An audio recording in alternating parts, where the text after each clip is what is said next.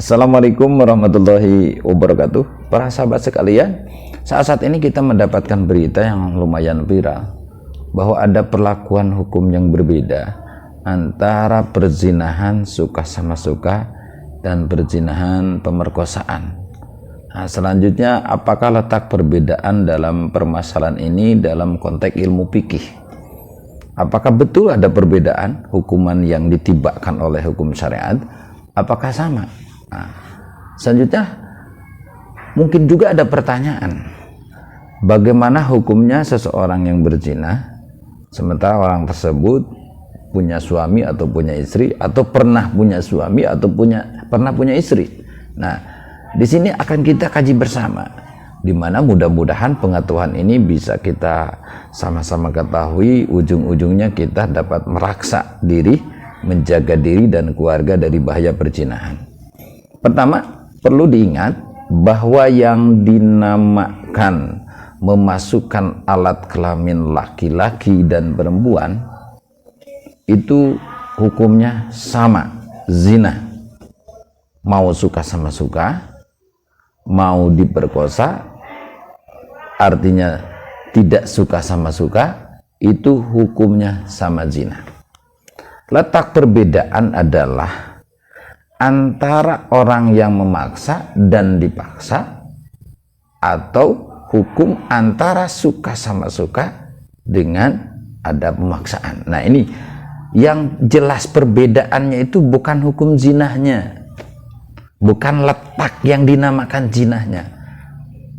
Yang dinamakan memasukkan alat kelamin laki-laki kepada perempuan, perempuan kepada laki-laki di luar batas dalam hukum nikah, artinya di luar hukum nikah, itu jelas namanya zina.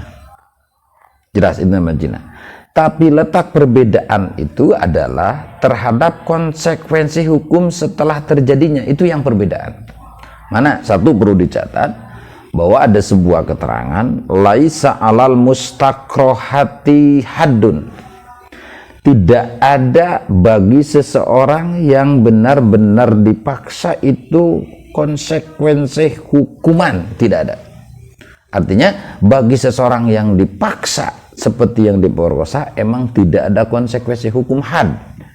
Tidak wajib untuk dicambuk, tidak wajib untuk diusir dari kampung, tidak wajib untuk diranjam, dilempar dengan batu sampai mati, tidak. Orang yang betul-betul dipaksa, dengan catatan, satu, emang betul-betul dipaksa, kedua, tidak ada ridho, artinya ingkar terhadap pemaksaan tersebut, maka orang tersebut terlepas daripada hukuman. Nah, selain daripada mustakrohah, selain daripada orang yang betul-betul dipaksa, maka hukum perzinahan, artinya hukuman bagi orang yang melakukan zina itu ada dua. Ima suka sama suka, wa ima tidak suka sama suka.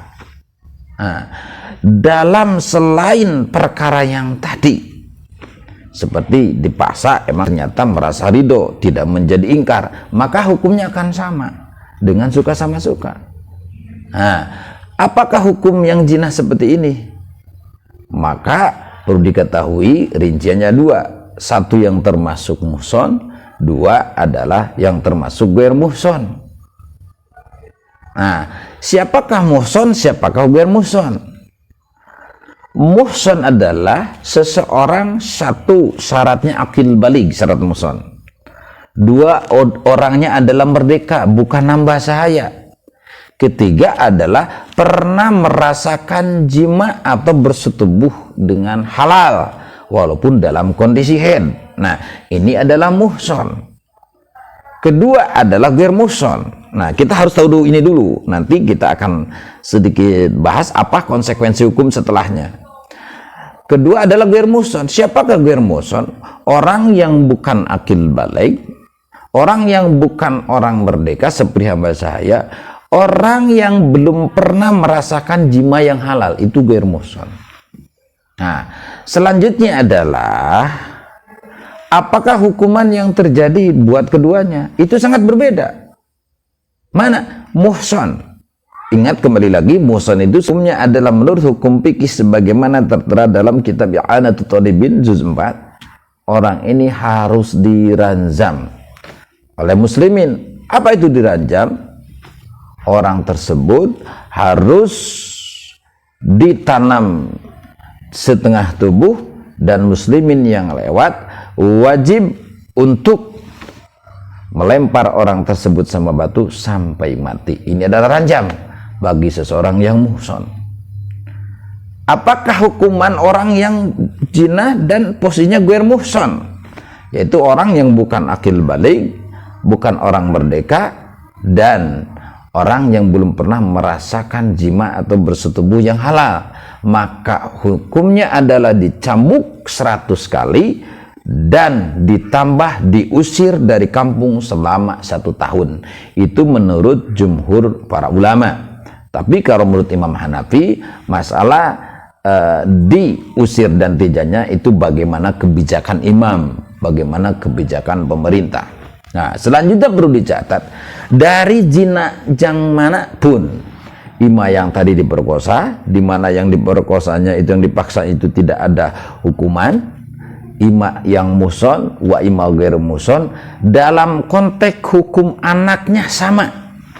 Jika dari bersetubuh tersebut melahirkan anak, maka zina yang manapun, yang dipaksa, yang muhsan, yang ghairu muhsan, itu hukumnya sama. Apa yang sama tersebut? Bahwa anak tersebut tidak bernasab kepada keduanya. Artinya tidak punya hak waris dan tidak punya hak wali. Bapak biologisnya tidak punya hak wali, dan andai mati di antara keduanya, bapak dan ibu biologisnya, maka anak tersebut bukan ahli waris. Nah, selanjutnya, jika anak tersebut ternyata perempuan, perlu dicatat, maka siapakah wali andai nanti sudah besar dan menikah? Maka tidak boleh sama bapak biologisnya dan tidak boleh sama siapapun kecuali hakim. Nah, hakim itu siapa? Ada perselisihan pendapat ulama, cuma saya mendapat rujukan salah satu hasil bahsu masail para ulama, minimal di sini itu adalah yang namanya hakim itu kepala KUA kecamatan yang ditunjuk oleh langsung bupati. Tapi ada juga para ulama mengatakan jika ternyata para pejabat-pejabat tidak memenuhi syarat jadi hakim, maka posisinya digantikan sama muhakam. Siapa itu muhakam? Orang dua calon pengantin laki-laki dan perempuan mengangkat seorang ulama jadi hakim yang mengerti ilmu syariat untuk menjadi hakim. Itu adalah posisi muhakam, menggantikan hakim dalam posisi menikahkan atau wali nikah daripada anak hasil daripada zina tersebut. Nah, terima kasih kawan-kawan sekalian. Ini konten saya buat karena berdasarkan kebetulan tadi ada seorang sahabat yang menanyakan perihal ini. Nah, jadi jangan sampai diselewengkan, jangan ada asumsi bahwa ketika suka sama suka ternyata tidak ada hukumannya. Tidaklah. Justru kalau dalam ilmu syariat suka sama suka itu bisa berat, ya bisa berat. Yang membedakan itu adalah jika orang yang dipaksa. Nah, itu jelas ada perbedaan. Kalau istilah suka sama suka atau tidak sama suka, maka rinciannya yang tadi tergantung apakah muhsan apa ghair muhsan. Yang tidak ada hukuman sama sekali orang yang benar-benar dipaksa, dan bukan yang memaksanya tapi yang dipaksanya, itu pun dengan syarat tidak ridho, artinya dengan dipaksanya dia ingkar bahwa ini adalah perbuatan yang diharamkan. Terima kasih. Wassalamualaikum warahmatullahi wabarakatuh.